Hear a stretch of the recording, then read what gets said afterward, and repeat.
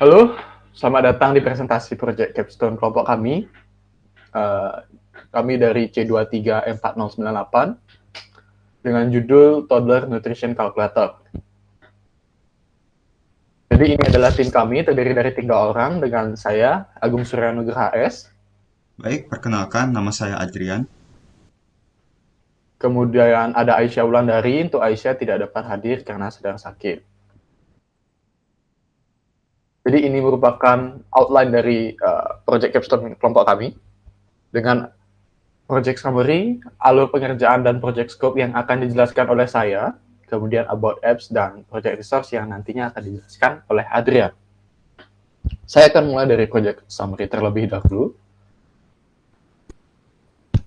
Jadi menurut survei status gizi Indonesia atau SSGI yang dilakukan oleh Kemenkes pada tahun 2022 menunjukkan bahwa terdapat 4 permasalahan gizi balita di Indonesia.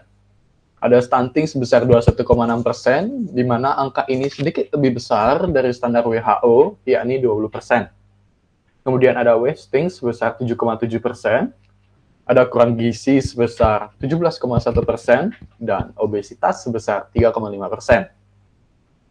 Ini mengindikasikan bahwa kondisi gizi balita di Indonesia masih belum memenuhi standar. Adapun beberapa penyebabnya adalah kurangnya edukasi perihal permasalahan gizi balita dan kebutuhan gizi yang diperlukan kepada orang tua balita. Kemudian pada masa pandemi COVID-19 ini, petugas posyandu yang cenderung merupakan sukarelawan ibu-ibu PKK memiliki kesulitan mendatangkan pakar atau ahli gizi untuk membantu memeriksa kondisi gizi balita yang datang ke posyandu.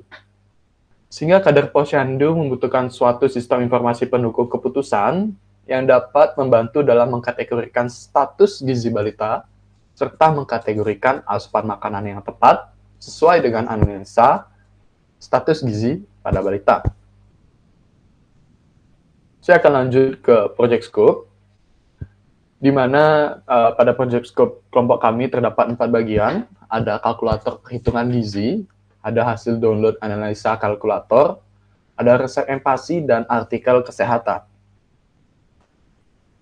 Untuk kalkulator perhitungan gizi ini, akan ada form di mana dapat diinputkan berupa nama balita, umur balita dalam bentuk bulan, berat badan balita dalam bentuk kilogram, dan tinggi atau panjang balita.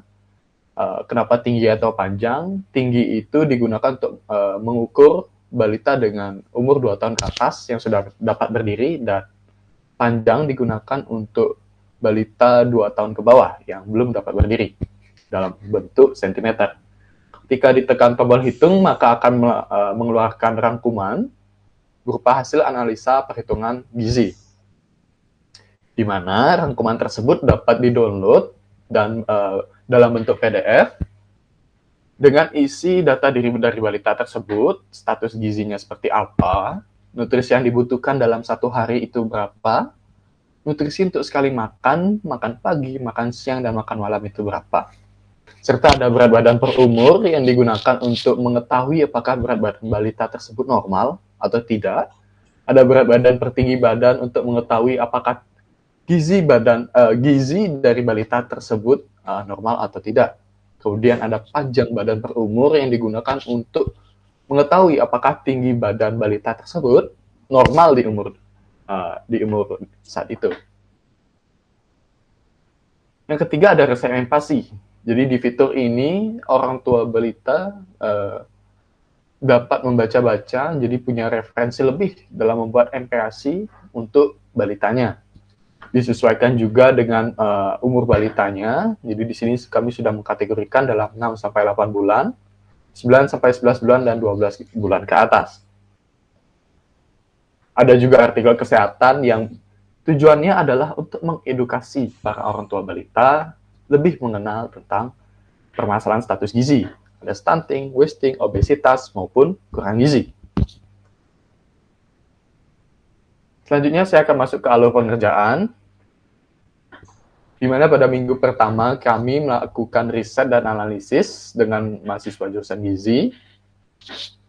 Kemudian pada minggu kedua kami melakukan perancangan UI UX, Minggu ketiga kami mengimplementasikan back-end dan front-end, dan minggu keempat kami melakukan testing dan pembuatan laporan. Selanjutnya bagian about apps dan project resource akan saya serahkan ke saudara Adrian. Silakan. Baik, terima kasih Agung. Bisa ditampilkan slide-nya buat apps. Baik. Oke, di sini saya akan menjelaskan mengenai aplikasi kami. Jadi, Toddler Nutrition Calculator atau bisa disebut dengan TNC adalah sebuah sistem informasi website yang dibangun untuk mempermudah edukasi para orang tua serta mempercepat proses analisa gizi pada balita yang dapat dilakukan oleh kader posyandu bahkan seluruh masyarakat Indonesia. Dan website ini digunakan untuk menganalisa kondisi gizi secara otomatis dan juga mengetahui asupan makanan yang tepat sesuai dengan hasil analisa status gizi pada balita. Baik. Oke. Selanjutnya, saya akan menjelaskan mengenai resource yang kami gunakan di proyek ini. Yang pertama adalah TypeScript, yang kedua adalah framework frontend yaitu Next.js, yang ketiga text editor yaitu VS Code, yang keempat yaitu tools untuk berkolaborasi GitHub, dan juga kami menggunakan GitHub untuk deploy yaitu GitHub Action. Selanjutnya kami membangun UI UX dengan Figma yaitu mockup dan wireframe. Selanjutnya Tailwind CSS kami gunakan sebagai library CSS sehingga kami tidak menulis CSS secara manual. Selanjutnya untuk backend kami menggunakan Flux dengan bahasa Python, dan kami juga menggunakan runtime server yaitu Node.js dan npm untuk package manager. Baik, presentasi saya akan kembalikan ke Agung. Terima kasih. Terima kasih Adrian. Selanjutnya saya akan melanjutkan presentasi ini. Jadi apa sih keunggulan dari website ini? Jadi selain membantu kader posyandu sebagai pendukung keputusan dalam mengkategorikan status gizi balita, kita ini juga membantu kader posyandu sebagai pendukung keputusan dalam menentukan asupan gizi yang tepat sesuai status gizi balita tersebut.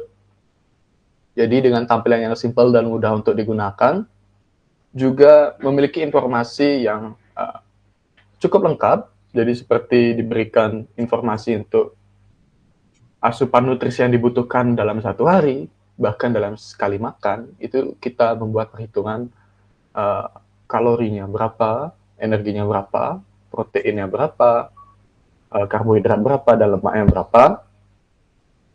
Kemudian kami juga memberikan chart yang mudah dibaca untuk para orang tua balita, serta dapat di-download, jadi tidak perlu sedikit-sedikit mengakses website kami untuk melakukan analisa status gizi, tapi bisa di-print dan diakses secara offline.